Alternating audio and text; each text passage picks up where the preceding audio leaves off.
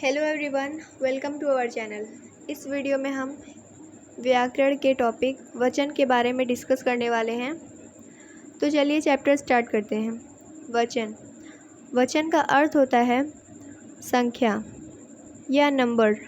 ठीक है, तो किसी भी वाक्य में जब हमें संज्ञा के रूप से ये पता चलता है कि उस वाक्य में वस्तु या पदार्थ की संख्या एक या एक से अनेक है तो उसे हम वचन कहते हैं। परिभाषा देखिए, संज्ञा के जिस रूप से किसी वस्तु या पदार्थ के एक या अनेक होने का बोध हो उसे वचन कहते हैं।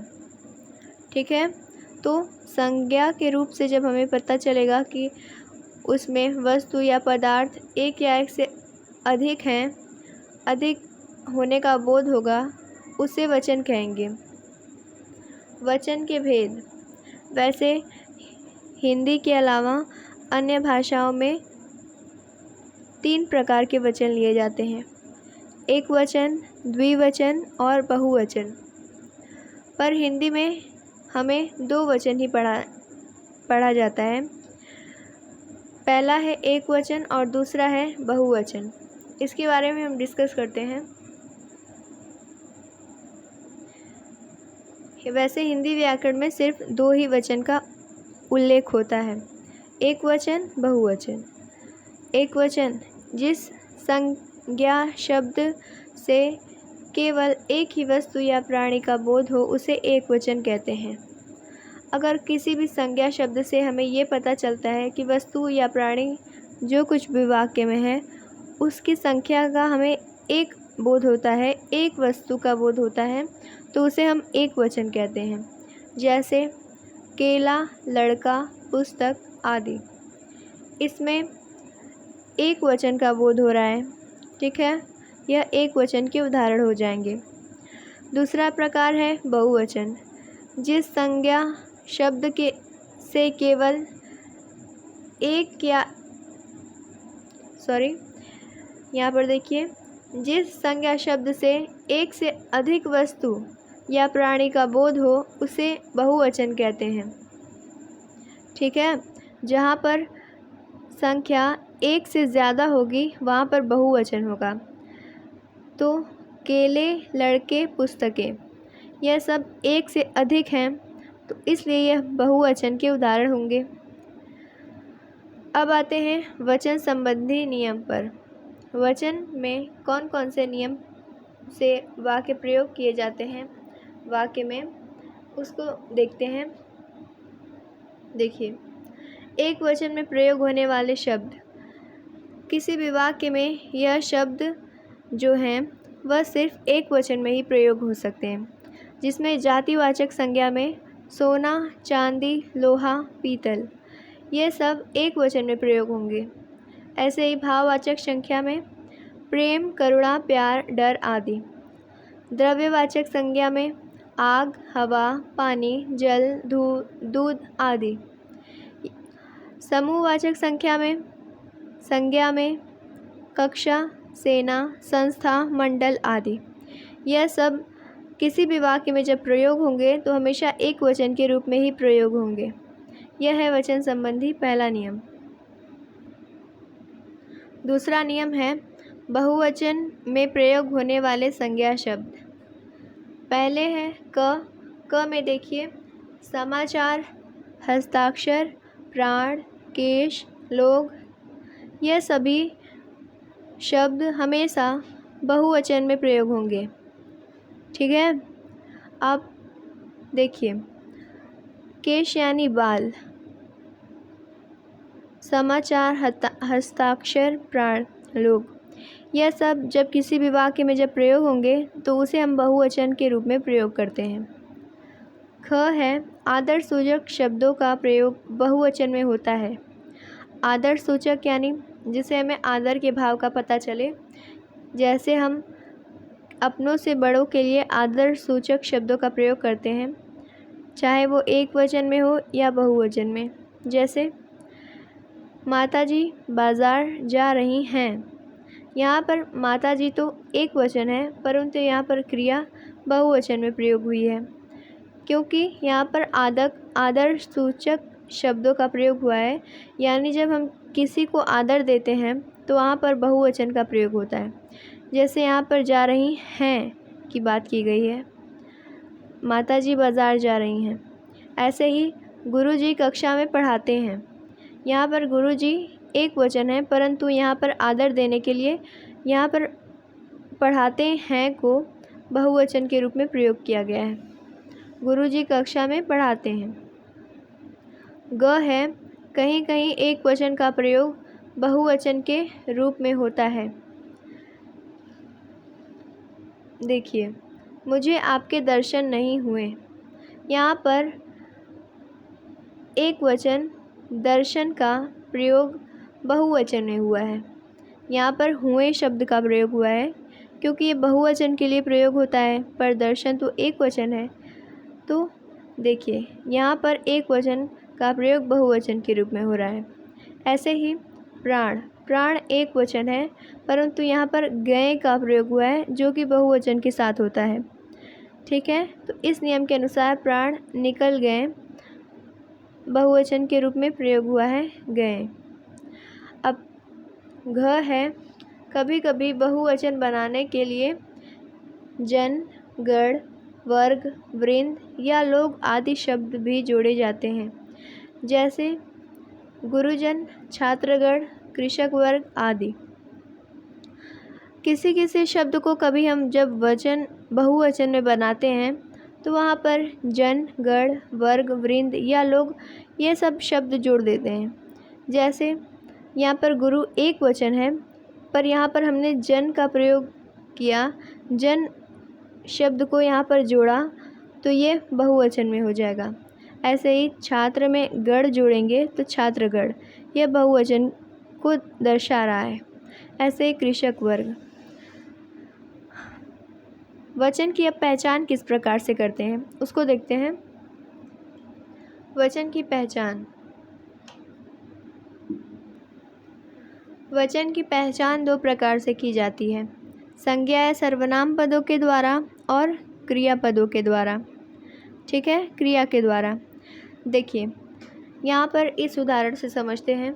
बच्चा पढ़ता है, यहाँ पर बहुवचन में जब प्रयोग होगा तो बच्चे पढ़ते हो जाएगा, बच्चे पढ़ते हैं।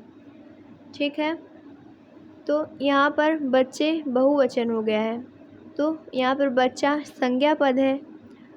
तो यहाँ पर हम इससे पहचान सकते हैं कि वचन पहचान सकते हैं कि बच्चा जैसे बच्चे में परिवर्तन हो गया है। ऐसे ही मैं यहाँ पर सर्वनाम पद है और इसका जब हम बहुवचन बनाएंगे तो हम हो जाएगा। जैसे मैं खाना खाता हूँ, तो इसको जब हम बहुवचन में बनाएंगे तो हम खाना खाते हैं हो जाएगा। ऐसे हम संज्ञा या सर्वनाम पद द्वारा पहचानते हैं वचन की संख्या। अब है क्रिया के द्वारा। क्रिया के द्वारा भी हम पहचानते हैं। जैसे विद्यार्थी पढ़ता है, यहाँ पर विद्यार्थी एक वचन है, तो इसलिए यहाँ पर क्रिया पढ़ता है प्रयोग की गई है। यहाँ पर पढ़ता है क्रिया एक वचन के लिए है। जब हम इसको बहुवचन में बनाएंगे, विद्यार्थी पढ़ते हैं, यहाँ पर पढ़ते हैं क्रिया से हमें ये पता चल रहा है कि यह बहुवचन में है। ठीक है, तो इस प्रकार से हम क्रिया के द्वारा भी वचन की पहचान करते हैं। तो अब आपने पढ़ लिया है कि वचन की पहचान कैसे करते हैं, संज्ञा या सर्वनाम पद के द्वारा और क्रियापद के द्वारा। ठीक है, अब हम पढ़ेंगे कुछ वचन परिवर्तन के नियम। अब वचन को एक वचन से बहुवचन में कैसे परिवर्तन करते हैं उसके नियम के बारे में हम पढ़ेंगे। देखिए, पहला नियम है, स्त्रीलिंग शब्दों के अंत में अ के स्थान पर ए का प्रयोग करते हैं। जैसे कलम, कलम में कलम अ, यहाँ पर अ लास्ट में हमें पता है कि म में अ जुड़कर म बना है, तो यहाँ पर अ के स्थान पर हमें ए का प्रयोग करना है, तो यहाँ पर हो जाएगा कलमें। बात का बातें, रात का रातें। ठीक है, तो अगर कोई भी स्त्रीलिंग शब्द है उसे अंत में अ के स्थान पर ए का प्रयोग करने से हम बहुवचन बना सकते हैं। दूसरा नियम है आ अंत वाले स्त्रीलिंग शब्दों के अंत में ए लगाने से। देखिए यहाँ पर सभा शब्द आ से अंत हो रहा है इसका। अगर हम इसको बहुवचन में बनाएं तो सभाएं हो जाएगा। ए का प्रयोग करना है हमें। वधु का वधुएं, गाथा का गाथाएं। ठीक है। तीसरा नियम देखिए, पुल्लिंग शब्दों के अंत में आ के स्थान पर ए का प्रयोग करना है। जैसे बच्चा, यहाँ पर बच्चा पुल्लिंग है और इसके लास्ट में अंत में आ प्रयोग हुआ है, तो इसको आ के स्थान पर हमें ए का प्रयोग करना है, तो बच्चा के जगह हो जाएगा बच्चे। ठीक है, तो ये हो जाएगा बहुवचन में। ऐसे ही पंखा पंखे हो जाएगा, वादा वादे। ठीक है। अब देखिए चौथा नियम, जिन शब्दों के अंत में या होता हो तो चंद्र बिंदु लगाने से। इसका मतलब यह है कि अगर कोई भी शब्द या से अंत होता है उसका, तो वहाँ पर हम चंद्र बिंदु लगाकर बहुवचन में बदल सकते हैं। जैसे चिड़िया, चिड़िया को या से अंत हुआ है तो हमें चंद्र बिंदु लगाना है इसके ऊपर, तो हो जाएगा चिड़िया, ये बहुवचन में हो जाएगा। ऐसे ही खटिया खटियाँ, बंदरिया बंदरियाँ। ठीक है। पांचवा नियम देखिए, ई या ई शब्दों के अंत में इनके स्थान पर इयाँ करते हैं। जैसे अगर कोई भी शब्द है वह छोटी ई या बड़ी ई से उसका अंत होता है, तो उसमें हम इयाँ का प्रयोग करते हैं, इयाँ शब्द उसके अंत में लगा देते हैं।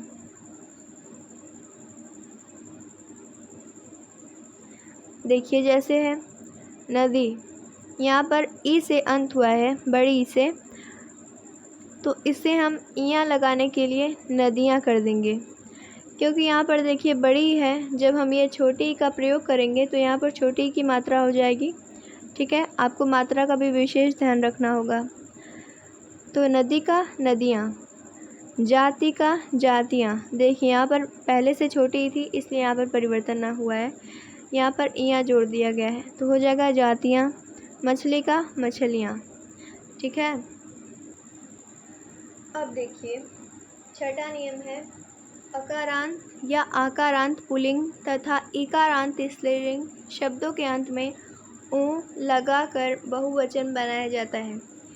अकारांत यानी जो भी शब्द अ से समाप्त होंगे, और आकारांत यानी कोई भी शब्द जब आ से समाप्त होगा, और इकारांत यानी कोई भी शब्द जब ई से समाप्त होगा। ठीक है। तो अकारांत या आकारांत पुल्लिंग शब्द या फिर ई से खत्म होने वाले स्त्रीलिंग शब्दों के अंत में हमें ओ लगाकर बहुवचन बनाना होता है। जैसे यहाँ पर इकारांत है, स्त्रीलिंग शब्द है, क्योंकि यहाँ पर ई से समाप्त हुआ है शब्द सदी। अब इसको हम ओ लगाएंगे तो सदियों। ठीक है, यहाँ पर हो जाएगा सदियों। ऐसे ही महीना महीनों, ऐसे ही घंटा का हो जाएगा घंटों। सातवां है, अनेक शब्दों के अंत में विशेष शब्द वर्ग, जन, गण और वृंद लगाकर बहुवचन बनाया जाता है। बहुत से शब्द होते हैं जिसके अंत में हम कुछ ऐसे विशेष शब्द लगाते हैं जिसके कारण वह बहुवचन में परिवर्तित हो जाते हैं। जैसे यहाँ पर कुछ विशेष शब्द हैं, वर्ग, जन, गण और वृंद। इन शब्दों को हम किसी संज्ञा के अंत में लगाएंगे तो यह बहुवचन बन जाएंगे। जैसे पाठक, पाठक के अंत में हम वर्ग का प्रयोग करेंगे तो हो जाएगा पाठक वर्ग। बालक के अंत में बालक गण। भक्त के अंत में जन का प्रयोग करेंगे तो भक्त जन। ठीक है ना। तो ऐसे ही हमें कुछ विशेष शब्द लगाकर बहुवचन में बनाना होता है। 8वां है, संबोधन के लिए प्रयुक्त शब्दों के अंत में यो अथवा ओ लगाया जाता है। जैसे संबोधन करते हैं, किसी को संबोधित करते हैं, जब उसमें प्रयुक्त शब्दों के अंत में यो या ओ लगाकर हम उसे बहुवचन में बनाते हैं। जैसे यहाँ पर संबोधन शब्द है मित्र, यहाँ पर आपको संबोधन चिन्ह दिख रहा होगा, ठीक है, ये इसको बोलते हैं संबोधन चिन्ह। तो संबोधन शब्दों के अंत में हम ओ या यो लगा देते हैं बहुवचन बनाने के लिए। जैसे यहाँ पर मित्र के लिए हम ओ का प्रयोग करेंगे तो मित्रों हो जाएगा। ऐसे ही भाइयों में यो लगाएंगे तो भाइयों, मुनि में यो लगाएंगे तो मुनियों। ऐसे हम बहुवचन में बनाएंगे। अब 9वां और आखिरी नियम है बहुवचन में बदलने के लिए। देखिए, विभक्ति सहित संज्ञाओं में अ आ के स्थान पर ओ लगाया जाता है। जैसे लता का हो जाएगा लताओं, अध्यापक का हो जाएगा अध्यापकों, गरीब का हो जाएगा गरीबों। इसमें कोई भी बदलाव नहीं किया जाता है, ज्यों का त्यों अ या आ के स्थान पर हम ओ लगा देते हैं। ठीक है, तो यहाँ पर आपका वचन चैप्टर पूरी तरीके से समाप्त होता है। उम्मीद करती हूँ कि आपको बहुत अच्छे से समझ में आया होगा। तो मिलते हैं अब दूसरी वीडियो में, तब तक के लिए गुड बाय।